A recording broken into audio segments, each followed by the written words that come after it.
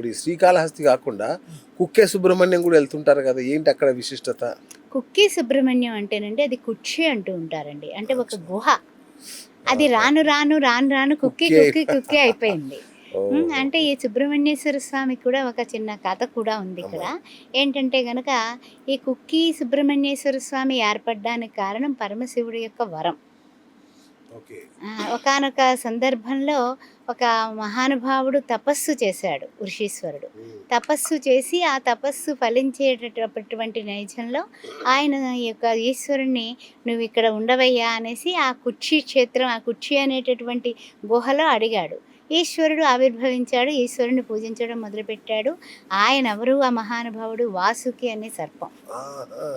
ఆ వాసుకి అనే సర్పం కాబట్టి ఆ వాసుకి సర్పాన్ని దర్శిస్తే సుబ్రహ్మణ్యేశ్వర స్వామి యొక్క అనుగ్రహంతో వివాహాలు కాని వాళ్ళకి వివాహాలు, ఈ రాహుకేతు దోషాలు, కుజ దోషం కూడా పరిసమాప్తి అవుతుంది అని అందరికీ కూడా చెప్పబడింది.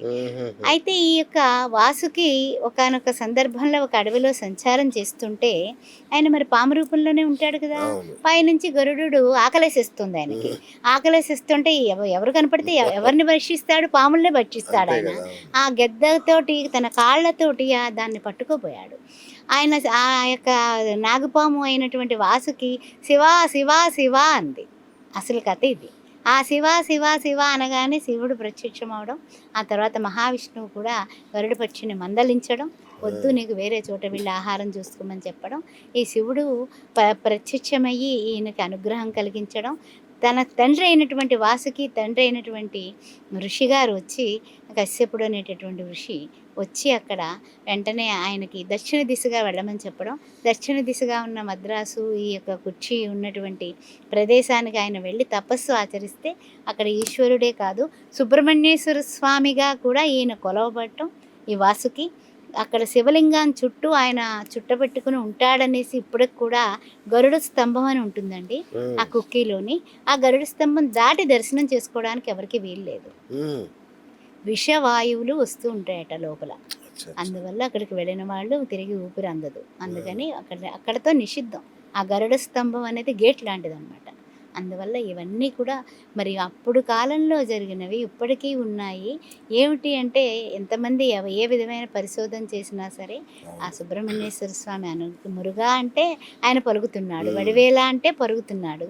అందువల్ల ఓం సాం శరవణ భవ, రాహు కాలంలో మీరు ఈ మంత్రాన్ని చెయ్యండి, తిరుగులేదు మీకు. రాహు యొక్క పరిహారంగా పనికొస్తుంది, కుజుడు యొక్క పరిహారంగా కూడా తీసుకోవచ్చు ఈ మంత్రాన్ని. ఎవ్రీడే రాహుకాలంలో ఈ మంత్రాన్ని చేసుకోండి. నాగ అనుగ్రహం, నాగ దోషాలు పరిహారం కింద భావించుకోవచ్చు.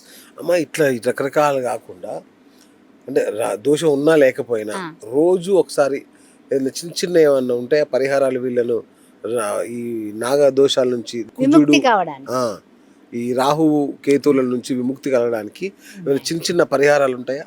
అయితే మీరు సర్పదోషాల గురించి అడిగారు కదా, ఈ సర్పదోషాల గురించి చెప్పుకోవాలంటే కనుక అమావాస్య తరువాత వచ్చేటటువంటి శుక్లపక్షంలోనే మనం పరిహారాలు చేసుకోవాలి.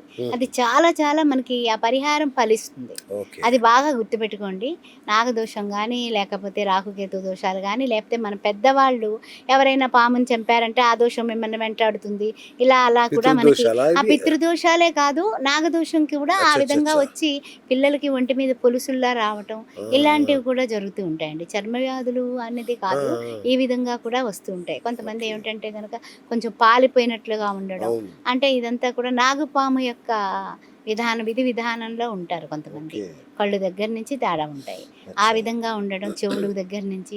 ఆ దోషాలన్నీ పోవాలంటే కూడా బుధవారం నాడు మీరు మొదలు పెట్టడం కానీ, శనివారం నాడు రెండో పక్షం మొదలు పెట్టడం కానీ చేసుకుంటే ఏంటంటే నీలం రంగు క్లాత్ తీసుకోండి. నీలం రంగు క్లాత్ తీసుకొని దానికి పసుపు కుంకుమ పెట్టేసి బొట్టు పెట్టి 2 అక్షింతల గింజలు దాంట్లో మీరు వేసి, ఏం అనుకోక్కర్లేదు, ఏం పర్వాలేదు, దేవుడి దగ్గర పరిచేసి ఆ నీలం రంగు క్లాత్లో 2 అక్షింతలు పసుపు కుంకుమ వేసేసి, ఆ తర్వాత మీరు చేయాల్సింది ఏంటంటే కొబ్బరికాయ. అది మన వాళ్ళకి మళ్ళీ డౌటు, ఒలిచిందా వలవందా.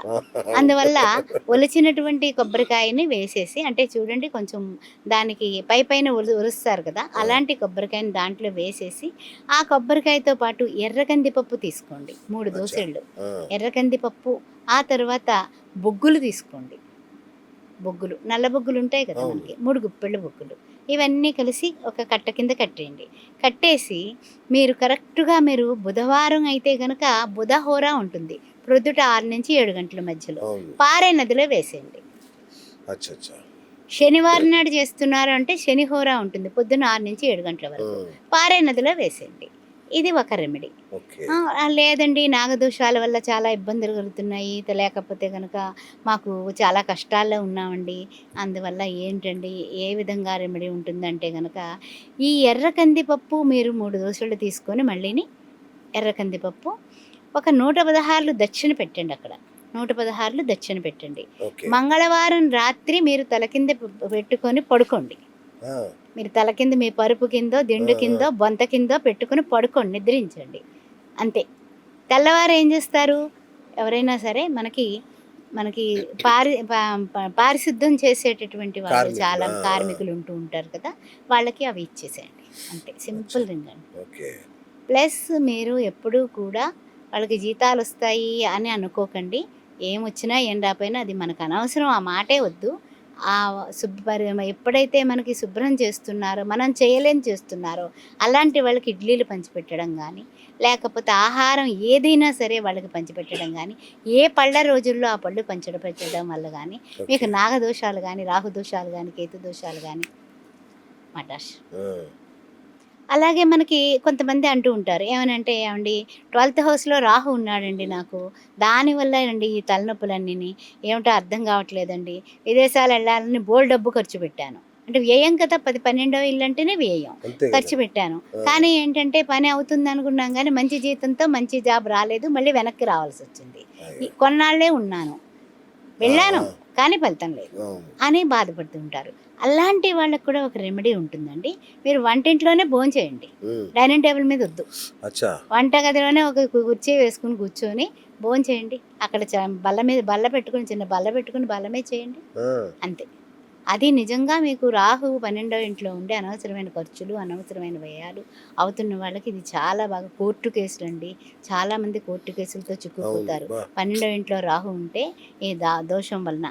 అదేవిధంగా మీ బరువు బొగ్గులు తీసుకోండి, ఎన్ని కేజీలు బరువు ఉన్నారో ఆ బరువు బొగ్గులు పారే నీటిలో వేసేయాలి. ఆ 2 రెమెడీస్ చేసుకుంటే 12వ ఇంట్లో రాహు ఉండి ఇక్కట్లు పడే వాళ్ళకి ఎక్సలెంట్ రెమెడీ అండి ఇది. Hi friends, thank you for watching this video. ఈ వీడియో గనుక మీకు నచ్చినట్లయితే దయచేసి లైక్ చేయండి, షేర్ చేయండి. ముఖ్యంగా మా ఛానల్ 24/7 న్యూస్ టీవీని సబ్స్క్రైబ్ చేసుకోండి. ఆ తర్వాత మీ విలువైన అభిప్రాయాల్ని, మార్పులు, చేర్పులు, కావాల్సిన వీడియో ఏమన్నా ఉంటే మన వీడియో కింద కామెంట్ సెక్షన్లో కామెంట్ రూపంలో తెలియజేయండి. నమస్కారం, సాయిదంచిక మాట్లాడుతున్నాను. ప్లీజ్ సబ్స్క్రైబ్, షేర్, లైక్ చేయండి 24/7 టీవీ ఛానల్. హాయ్ నమస్తే, నేను మీ Sonia Akula. Please subscribe to 24/7 news TV. Hi అండి, అందరికీ నమస్తే. నేను Mankota Prasad. Please do subscribe 24/7 news TV. Political, entertainment and infotainment updates కోసం like, share, subscribe 24/7 news TV.